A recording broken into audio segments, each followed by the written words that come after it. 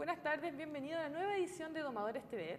Esta tarde contamos con la presencia del ingeniero comercial especializado en periodismo y locutor del programa Mercado Futuro de Radio Futuro, Carlos Stromberg.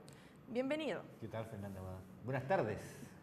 Lo hemos citado para conversar sobre el Acuerdo Transpacífico de Asociación Económica, un acuerdo que se mantuvo mucho secretismo durante los años que se desarrolló, alrededor de 5 años a partir del 2010, y por eso con su experticia queremos saber en qué consiste el TTP y qué países participan en él. Básicamente es un acuerdo de libre comercio que cubre toda la región del Asia-Pacífico y el número de países, bueno, es un número significativo de países de la región, ¿no? En realidad, en rigor solo está fuera de los países relevantes China, ¿ya? Estados Unidos, Canadá, Japón, Corea, Chile, Australia, Nueva Zelanda, Singapur, en fin, esta es la mayor parte de los países económicamente relevantes del Asia-Pacífico. El total son 12 países. Claro. Entre ellos Chile. ¿Y en qué consiste exactamente el TTP, este acuerdo? Bueno, como todo Tratado de Libre Comercio, acuerda liberar el comercio dentro de esta zona geográfica de aranceles, de reducirlos a prácticamente cero y con ello incentivar el intercambio entre los países, pero al interior de esta zona geográfica y que ahí, pues, como te decía, queda fuera China de este acuerdo. Ah, claro. O sea, el principal objetivo es compartir el mercado chino. Es un poco, se puede decir que aislar, pero también desde el punto de vista del principal mercado que importa productos chinos, el fondo es redistribuir la producción industrial, ¿no? Y agrícola dentro de este espacio.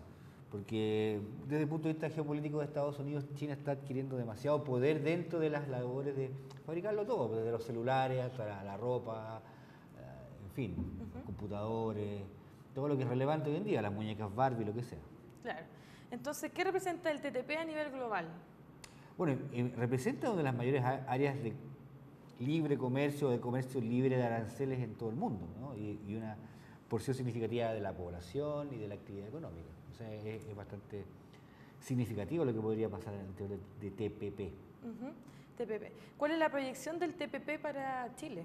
Bueno, para Chile se le abre una parte, la parte buena, la parte positiva, es que se le abren algunos mercados que son importantes y que estaban relativamente, era relativamente difícil acceder a ellos. Y me refiero en particular al mercado agrícola japonés, ¿no? Japón es un país grande, relevante, con un altísimo poder adquisitivo y enviar productos agrícolas chilenos tenía una serie de problemas ahí fitosanitarios de otro tipo. Entonces ese es el principal como atractivo, ¿no es cierto?, que a muchos productores agroindustriales y agropecuarios chilenos los tiene bastante entusiasmados. Porque hay que reconsiderar que de Latinoamérica solamente están México, Perú y Chile. Sí.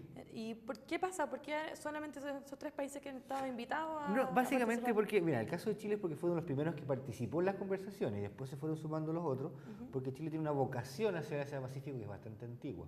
Mira al Pacífico, obviamente, y un país como su economía es relativamente pequeña, siempre ha dependido y se ha orientado hacia el comercio exterior. México tiene también una orientación al comercio, pero mucho más enfocado hacia Estados Unidos, debido al acuerdo de libre comercio y la integración industrial y comercial que tiene con Estados Unidos, menos hacia el Asia-Pacífico, pero empezó a mirar hacia el Asia-Pacífico. Y Perú también, como Chile también tiene hay que considerar, por ejemplo, ya cosas súper elementales, como la población de origen asiático que hay en el Perú, enorme, ¿no? Chino, japonés, etc. Claro.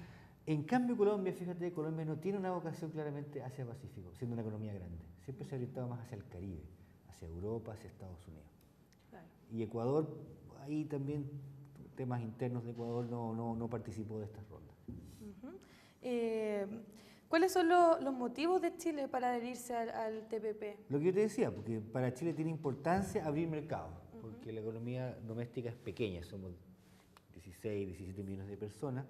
Entonces, para generar un desarrollo económico, un crecimiento económico, no basta vendernos cosas a nosotros mismos, no tiene sentido.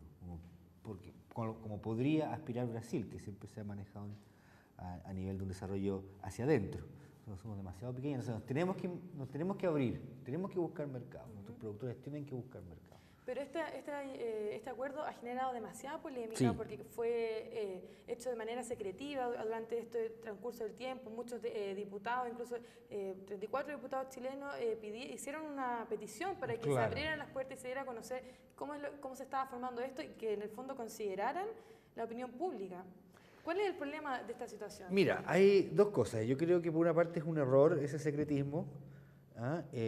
Por otra parte también se impuso ese secretismo para que las negociaciones avanzaran.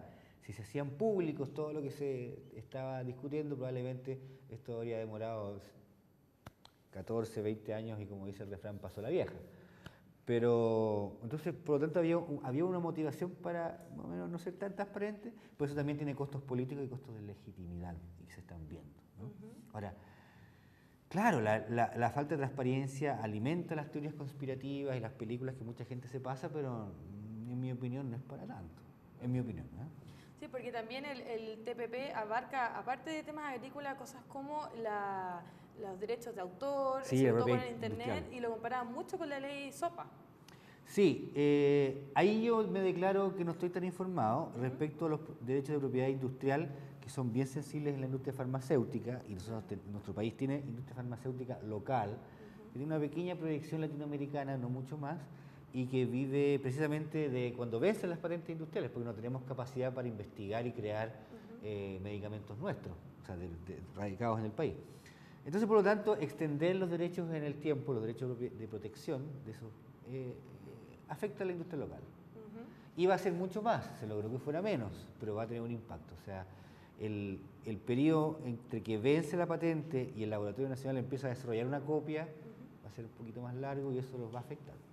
Y eso también es delicado, porque la salud pública, como tú sabes, debiera ser un objetivo de política pública superior a cualquier otra cosa, ¿no? Tener acceso a medicamentos baratos. Claro. En el fondo, Chile estaría uniéndose al 40% del Producto Interno Bruto mundial. Y todas las normas técnicas para el comercio, ¿no? Las normas, las regulaciones, ¿no es cierto?, los estándares, se está cediendo a una entidad supranacional.